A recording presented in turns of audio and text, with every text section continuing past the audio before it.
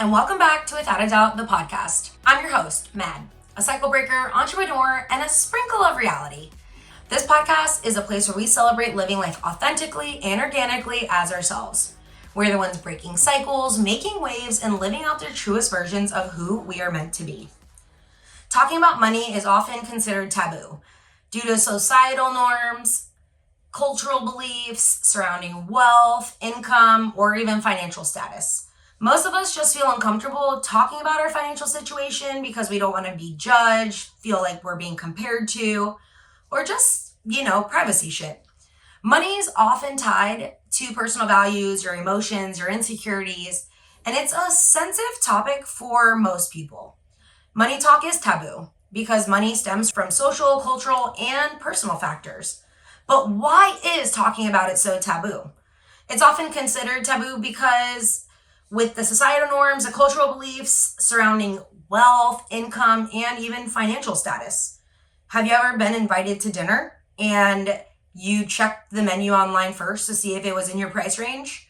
If you don't do that, either you don't have a budget or you're not worried about money, so good for you. Back in March, I was invited out to dinner for a friend's birthday, and it was a pretty pricey restaurant in Brickell, Miami. This is a modern, chic, elevated restaurant where a dinner plate costs about $45, some of them even more. My margarita was $25. That's not part of my usual spending habit, but I went because it was a rare occasion where my friend was actually getting engaged and it was his birthday celebration. So it was a combo thing. I can almost guarantee though, most of the people that were at this dinner really couldn't even afford this kind of dinner either alongside me. Like, spending $100 on a solo dinner is not for me. But this made me think, was all of this just a show? Do we set up these elaborate things that cost oozing amounts of money to show what our worth looks like? Even if that means going into debt. Does what you spend and what you make determine your worth on this planet? Why is it that more people who have more money than us think that they're more important or more successful? Does this make them have more worth than someone who maybe is in debt, homeless, cleaning houses, low class, or just in general makes less money than that person? Is worth tied to money?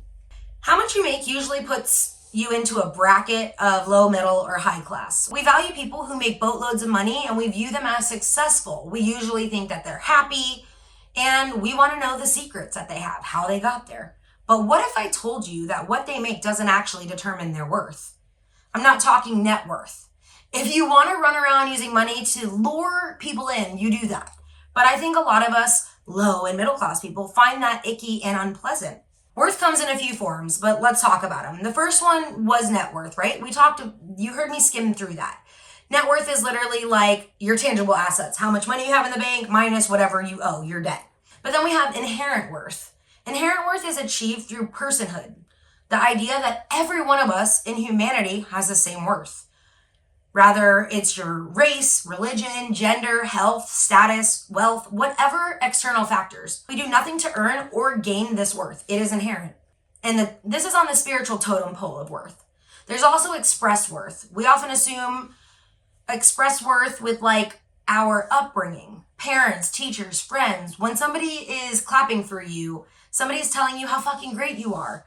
It's expressed to you. You feel that. And then there's achieved worth. It's directly related to our actions, what we achieve.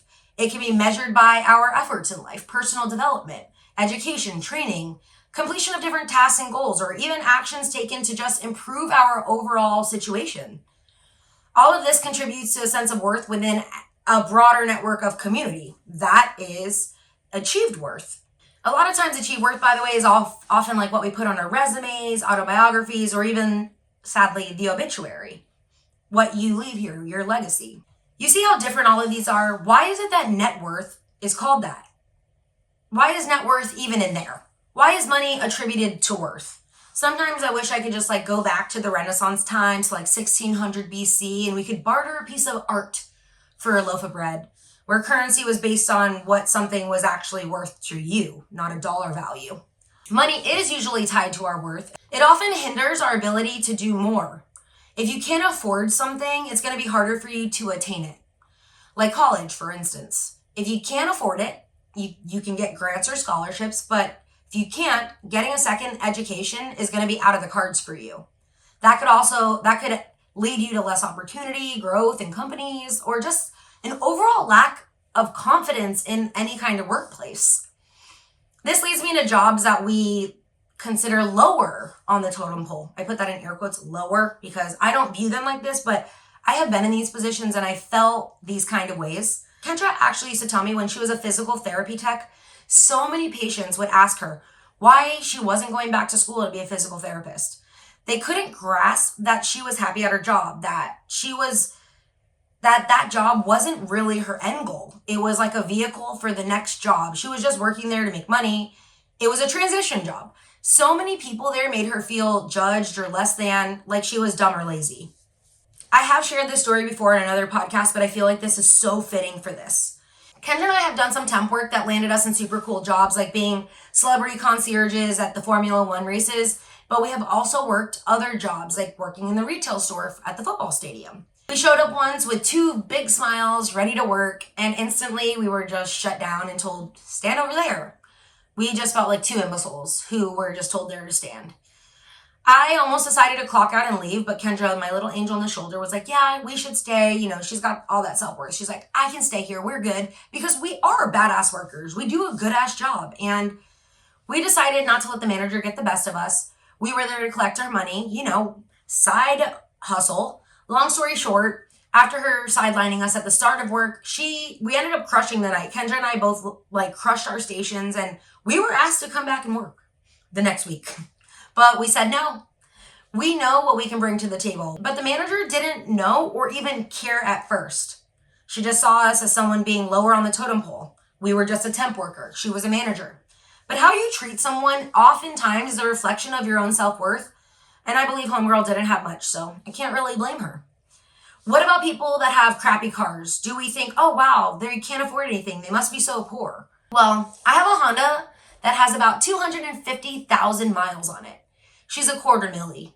Do you know the people who ask me about getting a new car are often the people who don't have a job, or they live off their husband's income, or they just have a fuck ton of money and money isn't an issue. Like, what is actually wrong with my car? That maybe the front headlight is a little yellow and then some of the rubber is faded. I live in sunshiny state Florida where it is 5 billion degrees and the sun shines all the time. Not just that, but my car is about to be 15 years old. It actually is 15 years old. I have not had a car payment since 2013, and that has been a damn blessing for me. I own a house. Does that make me more valuable now? Like, I own it myself. Do you see what I did there? I know my value in society. I know my worth, and I know that having a car that's 15 years old doesn't change that. She runs great, and I love my little Honda. It was an investment in 2009 that helped me build my credit so that I could buy my house. It helped me level up my net worth. And now my Honda is helping me so I can save my own money and I can buy another property so I can have more net worth. Another thing, people tend to look down on these jobs, like those serving jobs, janitors, cleaners, farmers, fast food workers, stadium workers. I was one of those. Lawn guys, jobs that maybe you don't necessarily have to have a degree or certification for. I have been a server. I have worked in fast food. I have been a stadium worker, and sheesh, I have been shit on. But most people don't know that I constantly hustle, and maybe I don't always need the money. I like to stash my cash. I like to save my money. I was once working at the KFC drive-thru, and one of my old Orange Theory clients came right on through the drive-thru, and he recognized me, and he was like, oh, why are you working here? With such disgust. But in my mind, I'm like, well, you're eating here, so that balanced out, right? They view my worth in that job rather than my inherent worth as a human. As a collective, we need these jobs. You need fast food workers. You need people who won't do those kind of jobs. And we should not look down or value any human based on the kind of work that they have. Maybe it makes them happy. Maybe they feel fulfilled. Maybe they're fucking rich and you don't even know it, and then they have those shitty jobs. You don't know. Also, some of these people come to this country as immigrants. That is what America is based off of. Immigrants, by the way. And we shit on all of them. We should clap because these immigrants come here and a lot of them are working their way to make ethical money. Let's talk about ethical money making, by the way. How does this make you feel like a good human being? If you're not stealing or you're not doing something that makes your money feel dirty when you collect it, then it's ethical. I mean, there are a few loopholes here, don't get me wrong. Big, rich, successful people may have met some serious net worth, and they have that for sure, but most of these people benefit from paying their workers low wages that are in other countries with poor conditions. Hello? That's not ethical. We have politicians who solicit money and coerce people to do shit that we probably don't even know. But we view their worth as more. Why? Money is not what brings us happiness. Money is what helps us live more comfortable, less stressful. I do think it's an American thing. We are trapped in feeling like if we have the newest Apple iPhone, which is money, we are in. We're accepted. We have self-worth. We think these materialistic things are what bring self-worth. But if you're relying on the materialistic things to fulfill you, then you're actually never going to be fulfilled. You're going to be constantly chasing the next big thing, like the next iPhone, the next new car, the next Tesla, the next this, the next that. Like, you're never happy with what you have. But what we actually have doesn't change your net worth. The new phone, the new car, the designer bag, I am not impressed by any of that. And if that is something that impresses you, I think you're not following the sense of worth. It's all crap. The financial aspects of our worth can help us to do better in the world. View this like this. Money is essentially a tool, not something we should be using to determine our worth. It can be a vessel to get you where you need to go, but not having money can be a thing that totally stops you in your tracks, leaving you in the dust with self-worth, meaning you have none. You can learn a lot from someone who is wealthy, but you might actually find more value in relatability to someone who doesn't value money as the holy grail. There are life lessons, there are stories, there's value packed everywhere, even from people who pick your fruit. Yes, I'm talking about our immigrants. You know, those are the people that we tend to forget on. Those people too have a story. They also make up America. Their worth on this planet is needed. They came from somewhere. They struggled. Their self-worth, they have their own achievable worth. Are you kidding? Jim John says you're the average of the 5 people you surround yourself with, but a more accurate quote is, you are the average of the 5 actions you take every day. There's an article on LinkedIn about this, and I'm going to link it below. Grant Corden actually wrote this article, and he says, when you start operating at the massive levels of actions, your mindset will shift, and so will your results. A routine day will become a thing of the past.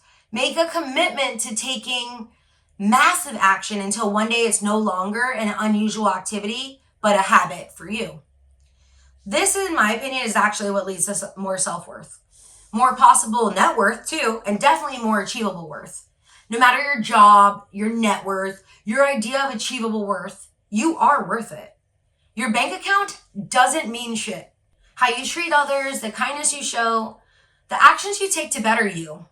The shift in belief that you are freaking worth more than anything. Our worth actually starts deep within. Our worth is more than a number. It's how we feel about ourselves. It's how we do better. It's how we feel better. And I want to leave you with these. The first quote is, sometimes the hardest part of the journey is believing you are worth the trip. And also, you are worth it. And your worth is invaluable, and it is so needed on this planet. You are without a doubt a badass. Big hugs and kisses, and I just love you.